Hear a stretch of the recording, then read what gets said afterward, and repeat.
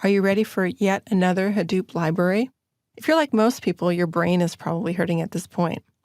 Here's the next one. It's called Flume. So what is this? This is a library for working with log data. Now, if you take a minute to think about the use case for Hadoop, this will make sense. When I talked in earlier movies about collecting behavioral data, oftentimes behavioral data comes from logs. What kind of logs? Maybe your event logs from your machines, for example.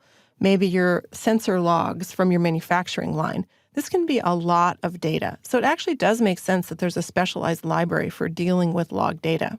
So very often it's used not only with log data, but with streaming data.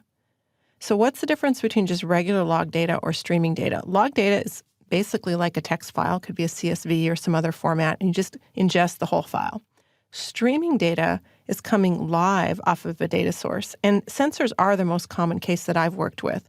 So an example might be a weather satellite that is being monitored for changes in the atmosphere so that more accurate weather forecasting can be made by people who are going to be traveling or something. So streaming data is really kind of the cutting edge of what's happening in my big data work, and it really adds a layer of complexity into many, many projects.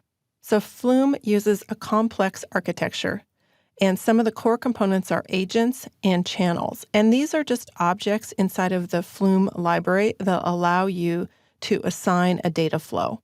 And if I didn't say it already, in my experience, Flume is one of the most complex, but one of the most powerful sets of libraries for Hadoop. So looking in a little bit more detail at the architecture of Flume, it uses not data sources, but something called data sinks. These are common in the log and log streaming world. So I just listed a couple of the data sinks that are supported by Flume. We have Avro and Thrift. These are older standards. We have HTTP and, interestingly, Twitter, although that's an experimental data sync. I've played with it, and it's a lot of fun. We have something called JMS for ActiveMQ and many, many others. But one of the architectural considerations when you're working with Flume is how are you going to consume those logs? What kind of data sync are you going to use? You want to use the one that's most optimal for your situation. Flume is not installed by default in most Hadoop distributions. And I'm going to say it one more time because I've seen proof of concepts take an inordinate amount of time because the people who were working on this project were underestimating the complexity of setting up the Flume environment. You've got to install and set up the Flume binaries themselves correctly. You have to define an architecture, and you have a lot of choices. I've really oversimplified it in this short presentation.